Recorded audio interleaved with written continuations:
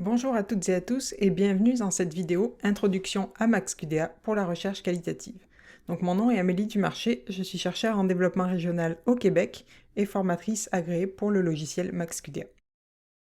Donc je vais commencer par quelques mots pour vous présenter le logiciel et ses grands principes. Alors d'abord, MaxQDA, qu'est-ce que c'est? C'est un logiciel pour la recherche qualitative et mixte. Il est vraiment complet et polyvalent et je le trouve aussi très intuitif et pratique à utiliser. Personnellement, c'est l'un de mes logiciels d'analyse préférés et c'est l'un de ceux que j'utilise le plus.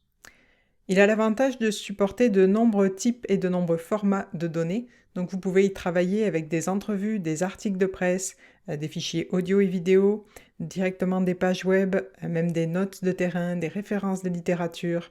Vous pouvez aussi utiliser des tweets, des résultats d'enquête et bien d'autres sources de données. Il supporte aussi l'utilisation de méthodes variées, que ce soit des analyses de contenu, des études de cas, l'utilisation des méthodes mixtes, donc des méthodes qui croisent analyse qualitative et quantitative. Vous pouvez aussi faire des revues de littérature, de la théorisation ancrée, etc. Un autre de ses avantages, c'est que c'est exactement le même logiciel et la même interface pour Mac et pour PC. Et c'est l'un des seuls logiciels de ce type à faire ça en ma connaissance. Donc ce que je vous montre aujourd'hui est sur Mac, mais vous devriez avoir exactement la même chose sur un PC. Juste une petite parenthèse, c'est qu'au départ, ce type de logiciel a été conçu comme une application informatisée du codage de texte papier, donc avec des outils manuels pour catégoriser des morceaux de texte. Donc c'est-à-dire du codage de texte imprimé sur des feuilles de papier avec des feutres de couleur, des stylos, des post-it, vous auriez aussi des ciseaux et des boîtes ou des enveloppes avec des thèmes pour pouvoir classer et analyser vos extraits de documents. Donc ça, c'était la première application de ces logiciels. Mais depuis, ils ont vraiment beaucoup évolué et ils sont devenus des outils qui ont un gros potentiel pour toutes les autres étapes de la recherche et plus seulement pour la phase d'analyse en tant que telle. Donc c'est sûr qu'on ne pourra pas tout voir aujourd'hui en quelques dizaines de minutes, mais retenez qu'ils peuvent vous aider à la fois pour collecter vos données, pour les organiser, bien sûr pour les analyser aussi, et enfin pour les présenter. Alors dans la suite de la vidéo, on va commencer par découvrir l'interface de MaxQDA, puis je vous montrerai comment créer un projet et importer vos documents, puis comment explorer et coder ces documents, et on terminera en voyant comment retrouver les extraits de documents codés pour pouvoir les analyser.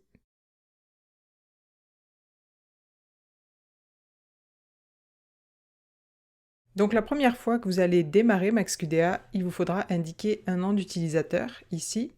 Vous pouvez utiliser votre nom complet, vos initiales, peu importe, ça fait pas vraiment de différence fonctionnelle. Par contre, le nom d'utilisateur est important quand on travaille à plusieurs sur un même projet, parce que c'est lui qui permet d'identifier les différents utilisateurs et de voir qui a fait quoi, qui a réalisé quelle tâche, bref, de faire un suivi du projet. Donc c'est aussi important de comprendre que MaxQDA fonctionne avec des projets, avec des fichiers projets, plus exactement. Donc qu'est-ce que c'est un projet dans MaxQDA? C'est un fichier unique où tout ce qui est lié à votre projet de recherche est enregistré ensemble à la même place. Donc ça veut dire que vos documents, vos données en tout genre, vos codes, mémos, vos annotations, tout ça est enregistré ensemble sur votre ordinateur. Et pour ces projets, il y a 3 modes de lancement. Vous voyez, donc créer un nouveau projet, ici, qu'on va voir un peu plus tard, ouvrir un projet existant, ici, et vous verrez en utilisant le logiciel que vos projets récemment utilisés s'affichent ici. Donc vous n'avez pas besoin d'aller les chercher à chaque fois dans votre navigateur. Et enfin, vous avez des projets exemples, ici. Donc MaxQDA fournit des projets et des corpus exemples, mais malheureusement, il n'y en a pas en français pour l'instant. Donc, je vais vous présenter le logiciel avec un de mes corpus. Donc, je vais ouvrir un projet existant, ici, pour vous présenter l'interface du logiciel. Et voilà. Donc, l'interface de MaxQDA, comme vous pouvez voir, est composée de 4 fenêtres qui correspondent à 4 espaces de travail distincts, qui sont faits pour réaliser différentes tâches et qui ont différentes utilités. Donc la première fenêtre ici, c'est la liste des documents. Cette fenêtre, elle regroupe et elle organise tous vos documents et toutes vos données. Donc les entrevues, les articles de presse, les images, enregistrements audio, vidéo, bref, tout ce que vous allez importer dans votre projet va être listé et organisé ici dans cette fenêtre. Donc si on imagine une version manuelle de l'analyse, donc avec des documents papier, et des feutres, des stylos, des ciseaux, donc une analyse qui ne serait pas assistée par ordinateur, cette fenêtre correspondrait en fait à des classeurs ou à une étagère où vous allez ranger et organiser vos données. La deuxième fenêtre ici, c'est le navigateur de documents. Donc c'est ici que vous allez pouvoir ouvrir, visualiser, explorer, coder et annoter toutes vos données et vos documents. Donc imaginez dans une version papier de l'analyse, ce serait l'espace de travail sur votre bureau où vous allez pouvoir ouvrir et étaler vos documents pour y travailler. La troisième fenêtre ici, c'est la liste des codes. Donc c'est une liste hiérarchisée de vos codes. Vous voyez. Et ce serait en fait comme la boîte de feutre surligneur, de feutre fluo, et la grille où vous auriez associé chaque couleur de feutre à une thématique de votre analyse. La quatrième fenêtre, ici, c'est celle des segments sélectionnés. Je vais juste ajouter quelques segments dedans. Voilà. Donc, c'est elle qui regroupe les segments de texte auxquels ont été assignés vos codes. Donc, ce serait comme la boîte dans laquelle vous allez ranger et classer les morceaux de texte après les avoir surlignés et découpés.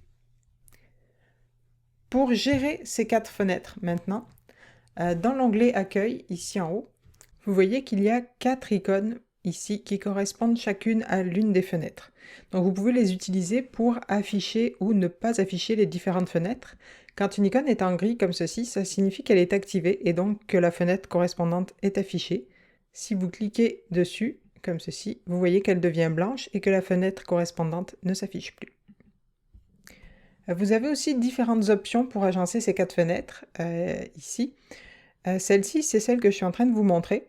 À mon goût, c'est la plus intuitive et la plus pratique à utiliser, mais vous pouvez aussi choisir d'avoir les listes de documents et de codes à droite, comme ceci, et d'avoir des colonnes, comme ceci. Donc vous pouvez essayer et choisir celle que vous préférez. Vous pouvez aussi ajuster les tailles des fenêtres manuellement, en faisant glisser la ligne grise qui les sépare. Et vous pouvez aussi agrandir une fenêtre au maximum, si vous décidez de travailler seulement sur celle-ci. C'est avec cette icône ici, comme ceci. Et pour la réduire, vous appuyez sur la même icône. Vous pouvez aussi désancrer une fenêtre, ce qui est très pratique si vous travaillez avec un deuxième moniteur, un deuxième écran. C'est ici. Prenez votre fenêtre et vous la faites glisser sur votre deuxième écran. Et pour la réancrer, vous recliquez sur la même icône. Vous pouvez aussi faire des recherches dans chaque fenêtre séparément. Vous voyez, vous avez une icône loupe dans chacune des fenêtres. Et donc, comme on a vu, si vous fermez une fenêtre et que vous voulez la réouvrir, il vous suffit d'aller dans l'onglet Accueil et de recliquer sur l'icône correspondante. Chaque fenêtre a une barre d'outils et des outils qui lui sont propres, qu'on verra dans les prochaines capsules. Une autre fonction intéressante dans l'onglet Accueil, c'est le journal de bord, ici, qui vous permet de prendre des notes sur votre projet. Donc si vous cliquez sur le calendrier ici, vous voyez que ça ajoute la date et l'heure. Et vous pouvez prendre des notes sur votre projet. Si vous recliquez sur le calendrier, vous avez un nouvel ajout pour prendre d'autres notes. Et vous voyez que c'est classé par ordre chronologique, donc du plus récent en haut au plus ancien en bas. Donc c'est bien pratique pour faire le suivi de votre projet. J'en profite pour mentionner que le système d'aide est vraiment performant dans MaxQDA. Si vous laissez traîner votre souris sur l'une des icônes, comme ceci, vous voyez qu'il y a une petite fenêtre qui apparaît et qui indique à quoi sert cette icône et quelle est cette fonction. Et il y a également le petit i d'information qui est ici, qui est disponible presque partout dans MaxQDA et qui permet d'ouvrir la page correspondante à la fonction que vous utilisez dans le manuel d'utilisateur, en anglais pour l'instant malheureusement, mais ça vous emmène sur le site de MaxQDA dans le manuel d'utilisateur. Ici dans le coin en haut à droite, vous avez les fonctions annuler et rétablir, et vous avez les paramètres généraux du logiciel. Donc on explorera la série d'onglets qui est ici plus en détail dans les prochaines capsules, mais vous pouvez déjà voir qu'il y a toute une série d'outils pour importer vos données, pour les coder, pour créer des mémos et annotations. pour utiliser des variables de documents, pour analyser vos documents et aussi pour utiliser les méthodes mixtes. Vous avez des outils pour générer des visualisations et des rapports. Et ces deux dernières icônes ici, notez qu'elles sont disponibles seulement avec les versions MaxQDA Plus pour les outils de dictionnaire ici et MaxQDA Analytics Pro pour les outils de statistiques avancés. Et la toute dernière, TeamCloud ici, c'est un nouvel outil pour faciliter le travail d'équipe avec MaxQDA. Voilà, vous êtes maintenant familier avec l'interface de MaxQDA. Juste un dernier conseil, ne vous laissez pas impressionner, essayez de ne pas vous laisser impressionner par l'abondance de fonctions et de boutons. Elles se recoupent beaucoup et toutes ces fonctions sont accessibles par plusieurs endroits. Donc les onglets ici en haut, les barres d'outils dans les fenêtres, même les menus contextuels, donc avec un clic droit sur tous les éléments dans le logiciel. Toutes ces fonctions se retrouvent à différents endroits du logiciel et le but c'est seulement de les avoir à disposition facilement au moment où vous en avez besoin.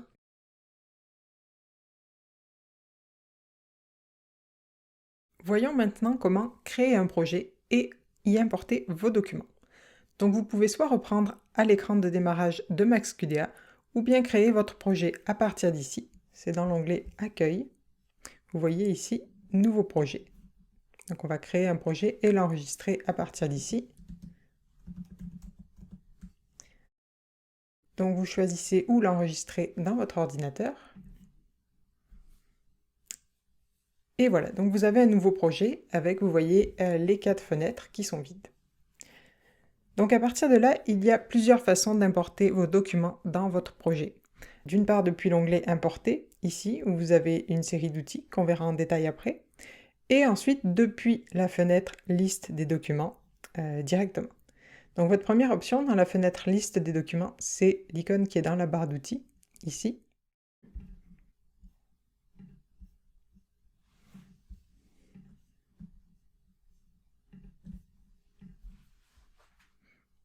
Voilà. Et la deuxième option, toujours à partir de cette fenêtre, c'est de commencer par créer un dossier, donc un groupe de documents, et ensuite d'importer directement vos documents à l'intérieur.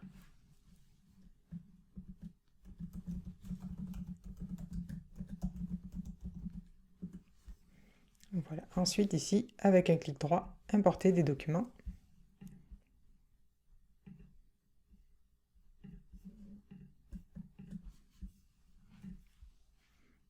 Et voilà.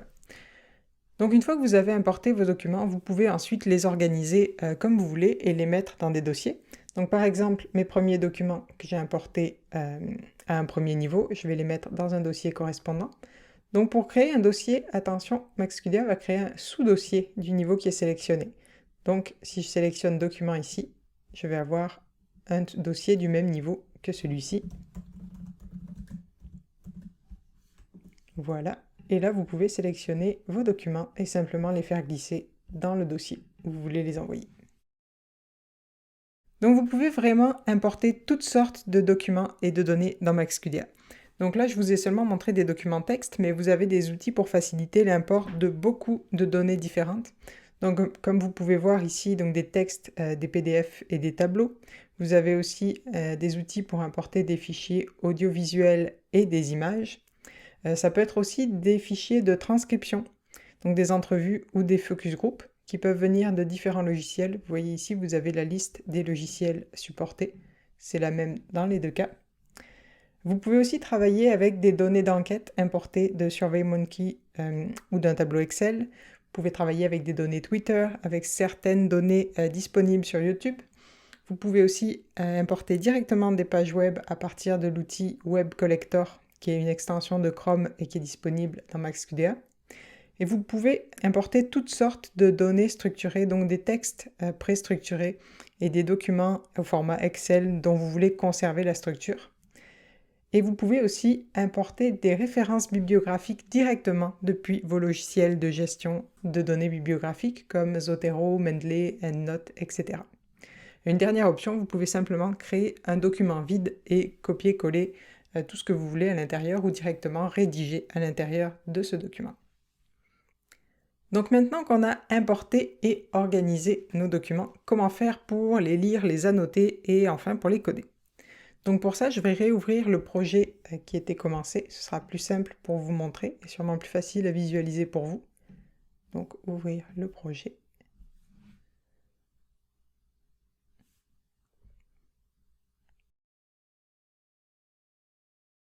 Voilà, donc pour ouvrir un document déjà, il vous suffit de double-cliquer dessus dans la liste des documents.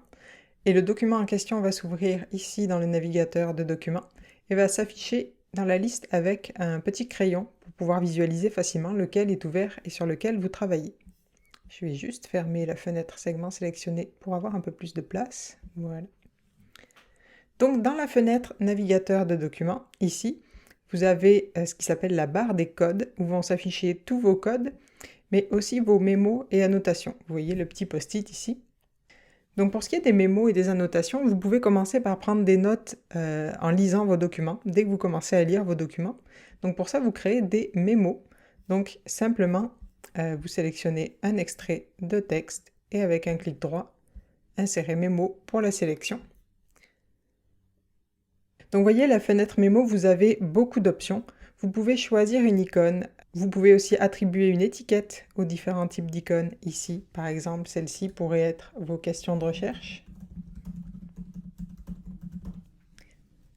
Vous pouvez aussi mettre le texte et le contenu de votre mémo en forme, etc.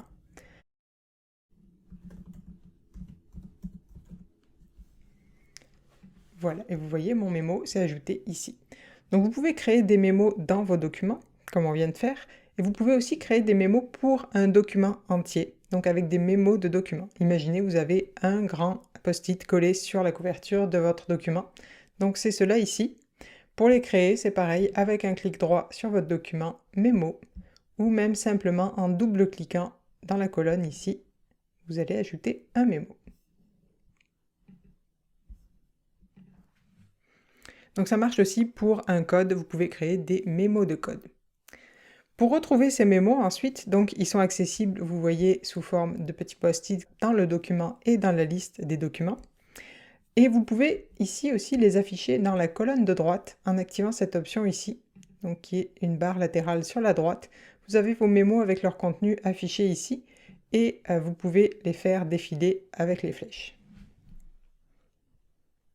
Donc ils sont aussi ici pour les mémos de documents et vous pouvez accéder à tous les mémos d'un document avec un clic droit.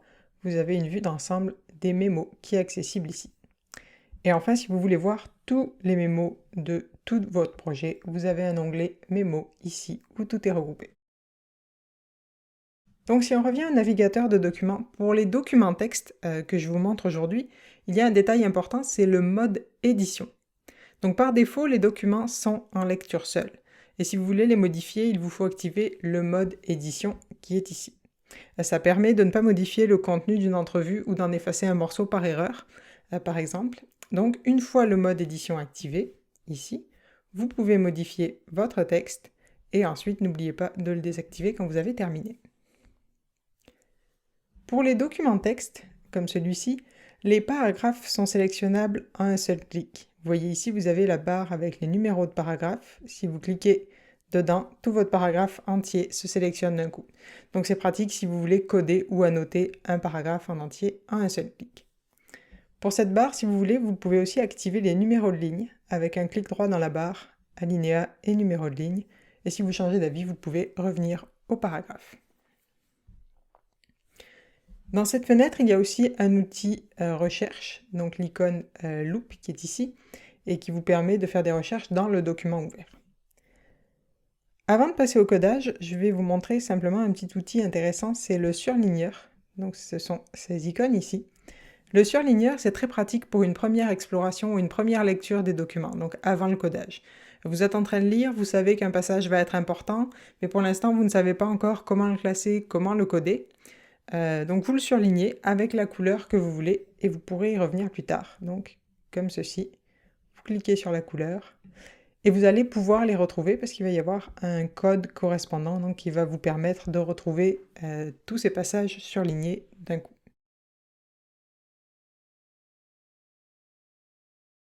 Donc on va aller voir maintenant comment coder ces documents. Donc les codes, c'est l'une des fonctions clés, voire la fonction clé de MaxQDA. Alors un code, qu'est-ce que c'est?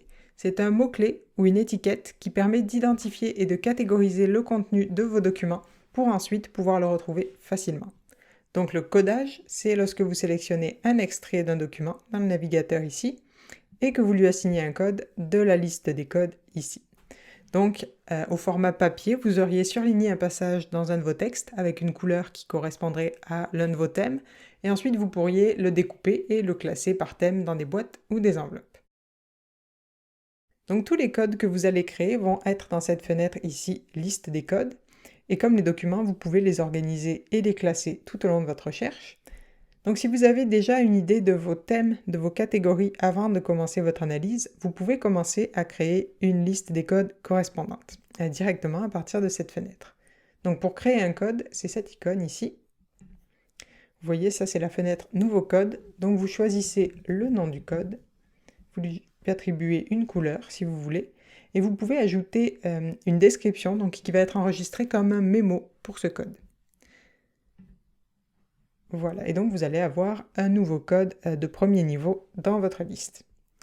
Vous pouvez aussi créer des codes directement à l'emplacement où vous voulez dans la hiérarchie. Donc c'est avec la croix verte ici. Donc avec cette croix verte, vous allez créer un sous-code au code en question. Et pour supprimer un code, bien sûr, c'est la croix rouge à côté.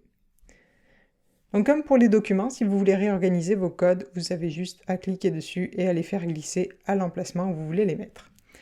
Donc vous pouvez aussi les déplacer en groupe, comme dans un gestionnaire de fichiers d'ordinateur, donc en tenant la touche majuscule enfoncée pour les sélectionner. Dans tous les cas, rappelez-vous que rien n'est définitif dans cette liste des codes. Vous pouvez renommer vos codes, les réorganiser, les supprimer, les regrouper à n'importe quel moment tout au long de votre recherche.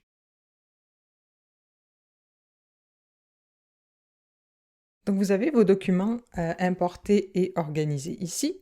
Vous avez votre liste de codes ici, ou peut-être au moins une première trame à partir de laquelle vous pouvez travailler. Si jamais vous décidez de coder in vivo, c'est-à-dire de créer vos codes intuitivement au fil du travail, au lieu d'avoir une liste des codes préexistante ici, vous allez voir dans cette capsule comment créer vos codes directement en travaillant. Et donc bien sûr, vous avez le document que vous voulez coder et sur lequel vous voulez travailler ouvert ici. Donc pour coder, on va enlever cette fenêtre, on va se faire un peu de place, voilà. Donc pour coder, c'est très simple, on sélectionne un extrait de texte dans cette fenêtre et on le fait glisser sur le code qu'on veut lui attribuer. Voilà. Donc vous voyez que le code qu'on lui a attribué s'affiche ici dans la barre avec le petit crochet et que une unité a été ajoutée ici. Donc ici, c'est le décompte des segments associés aux différents codes. Donc si j'ajoute un code, ça va augmenter le nombre ici. Donc c'est aussi simple que ça. Mais ce que je viens de vous montrer, c'est vraiment l'une des façons de coder dans MaxQDA, puis la plus simple, et il y a beaucoup de fonctions différentes pour coder. Donc ce sera à vous de voir en utilisant le logiciel laquelle va être la plus pratique et la plus intuitive pour vous et votre projet. Donc on va les voir maintenant un peu plus en détail. Donc si on regarde la barre d'outils ici, celle-ci est attribuée au codage. Donc dans la liste déroulante ici, vous avez les derniers codes que vous avez utilisés. Donc vous pouvez simplement sélectionner l'un de ces codes, surligner votre extrait, et en utilisant cette icône ici, ça va attribuer ce code au segment que vous venez de surligner. Si vous surlignez un segment et que vous utilisez cette icône, ça va vous ouvrir la fenêtre Nouveau code pour pouvoir créer un nouveau code et directement l'attribuer au segment que vous avez surligné. Et cette icône ici s'appelle le codage in vivo, c'est-à-dire que si vous surlignez un extrait et que vous utilisez le codage in vivo, ça va créer un code dont le nom du code va correspondre au texte que vous avez surligné. Vous pouvez aussi coder avec les émoticônes, comme on a vu, et avec les surligneurs. Et enfin, vous pouvez annuler le codage que vous venez de faire avec cette icône ici. Vous avez la liste des derniers codages, donc vous pouvez les supprimer à partir d'ici. Dans le menu contextuel, dans votre texte, vous allez pouvoir retrouver certaines de ces options. Vous voyez, avec un clic droit ici, Je peux choisir de coder avec un nouveau code, avec un code in vivo, avec mes différents codes utilisés récemment, etc. Pour coder, vous pouvez aussi utiliser des raccourcis clavier. D'ailleurs, si vous laissez traîner votre souris sur les différentes icônes, vous voyez que les raccourcis clavier s'affichent. Donc ici, ce que vous voyez, c'est les raccourcis pour Mac, mais si vous travaillez sur Windows, vous allez avoir le raccourci pour votre ordinateur qui va s'afficher. Et vous pouvez aussi utiliser des raccourcis clavier qui correspondent au code. Donc pour 9 de vos codes, vous pouvez leur attribuer des raccourcis. Donc avec un clic droit dans Propriétés, vous pouvez choisir de leur attribuer un raccourci clavier. Et vous pouvez gérer ces raccourcis ensuite ici, dans l'onglet Code, raccourci clavier pour code. Et un dernier outil très pratique, c'est la barre de code favori, qui est juste ici. Donc, quand vous allez coder vos documents, c'est sûr que selon vos documents, selon votre recherche, vous n'allez pas toujours utiliser les mêmes codes et il va vous falloir faire défiler votre liste et chercher vos codes assez souvent. Mais si pour certains documents, vous savez que vous utilisez, disons, la même dizaine ou vingtaine de codes, vous pouvez simplement les faire glisser dans cette fenêtre barre de code. Et ensuite, vous pouvez utiliser donc cette barre des codes exactement comme vous utiliseriez la liste des codes, donc en sélectionnant un extrait et en le faisant glisser sur le code que vous voulez lui attribuer. Et quelques documents plus tard, si vous utilisez d'autres codes différents, vous pouvez reconstruire une nouvelle barre des codes. Une fois codé, si vous voulez resélectionner un extrait, vous avez juste à cliquer dessus. Et si vous voulez agrandir le codage, donc ajouter ou même réduire le codage, vous avez des barres que vous pouvez attraper au début et à la fin du codage. Donc vous pouvez ajuster le segment, il va vous demander de confirmer, voilà, vous pouvez l'agrandir au début aussi, et voilà. Et si vous voulez prendre une note au sujet de cet extrait codé, vous pouvez aussi soit lui ajouter un mémo, donc avec un clic droit, insérer mémo pour sélection, soit vous pouvez y ajouter un commentaire, donc ils sont comme des mémos, mais vraiment associés au segment codé, avec un clic droit ici, éditer un commentaire. Vous pouvez aussi attribuer un poids à un segment codé. Vous voyez ici, modifier le poids. Cette fonction peut être utile si vous voulez indiquer que certains segments sont plus typiques ou plus représentatifs pour l'une de vos catégories de code. Par exemple, c'est un passage que vous voudriez être capable de retrouver rapidement pour l'utiliser comme exemple. Vous pouvez lui donner du poids. Donc si un segment a une importance particulière, quelle qu'elle soit, vous pouvez lui donner un poids et ensuite vous avez différentes options qu'on verra pour filtrer vos résultats par poids. Et une dernière chose, c'est que vous pouvez choisir d'afficher les segments de texte que vous avez codés surlignés ici. Donc avec un clic droit dans la barre, vous voyez afficher les segments codés dans la couleur du code. Donc attention quand même, parce que si vous avez beaucoup de code qui se chevauchent, ça risque d'être moins lisible. Vous voyez, il y a des endroits où les couleurs ne correspondent pas directement au code, parce qu'il y a plusieurs codes attribués, donc ça fait un mix de couleurs finalement. Et si vous changez d'avis, pareil, avec un clic droit, vous désactivez cette option.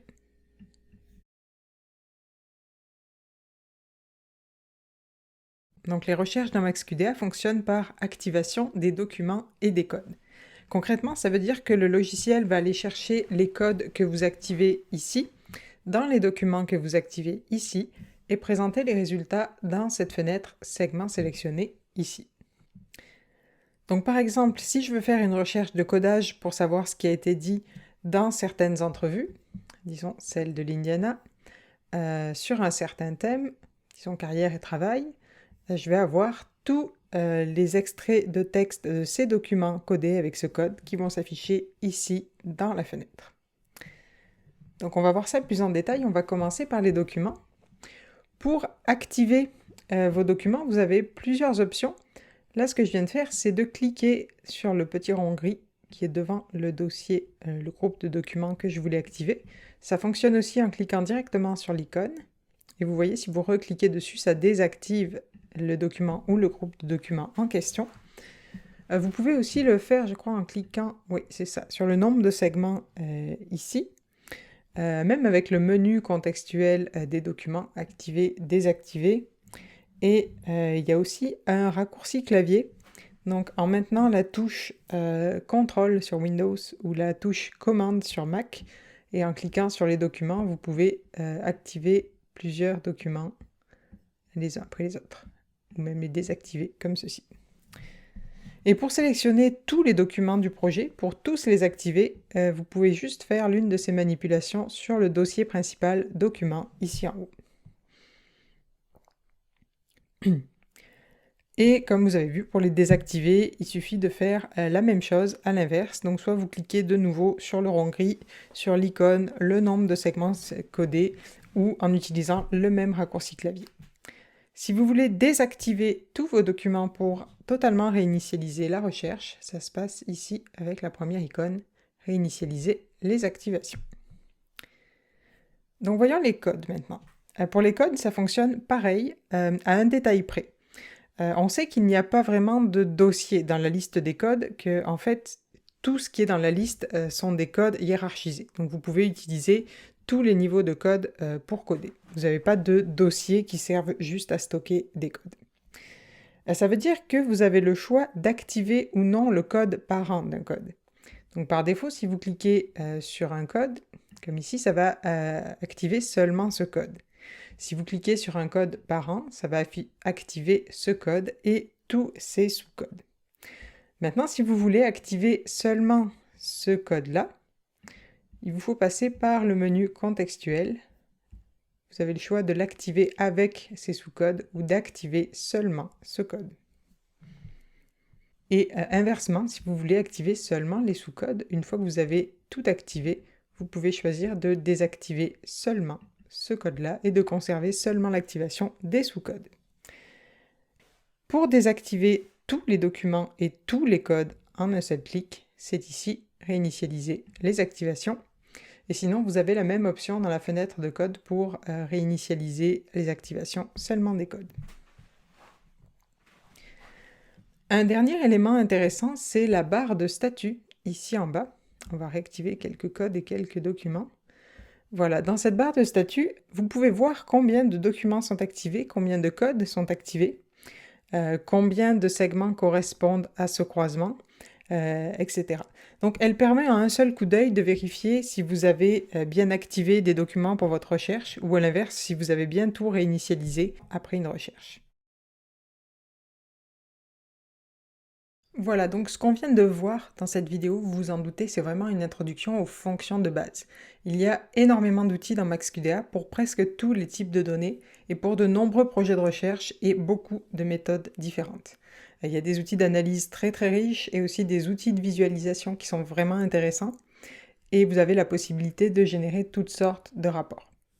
Vous pouvez aussi dans MaxQDA travailler directement avec vos documents audio et vidéo. Vous pouvez les transcrire directement dans MaxQDA et vous pouvez aussi coder directement ces fichiers audio et vidéo sans avoir à les transcrire en premier au format texte. Mais c'est certain qu'on ne peut pas tout voir aujourd'hui en quelques dizaines de minutes. Donc si jamais vous voulez aller plus loin avec MaxQDA, je propose aussi des formations plus complètes, des ateliers, de la consultation pour des projets et pour des équipes, et aussi une formation complète à MaxQDA qui est entièrement en ligne. Donc c'est une formation d'une 12aine d'heures qui est accessible 24 heures sur 24 et 7 jours sur 7 en ligne à partir d'une connexion internet et que vous pouvez suivre à votre rythme. Donc elle reprend toutes les bases qu'on vient de voir avec beaucoup plus de détails, d'astuces et d'exercices, et elle couvre vraiment tous les aspects et tous les outils de la version standard de MaxQDA. Donc l'objectif, c'est qu'à la fin de cette formation, vous soyez autonome pour importer toutes sortes de données dans MaxQDA, pour utiliser les nombreux outils d'analyse disponibles et pour les adapter à vos projets également, et aussi que vous puissiez produire des visualisations et des rapports pour présenter vos résultats de recherche. Donc si vous voulez en savoir plus, je vous invite à aller voir sur mon site et vous pouvez me contacter bien sûr sans problème. Merci d'avoir regardé cette vidéo et j'espère qu'elle vous aura aidé avec l'utilisation de MaxQDA pour vos projets.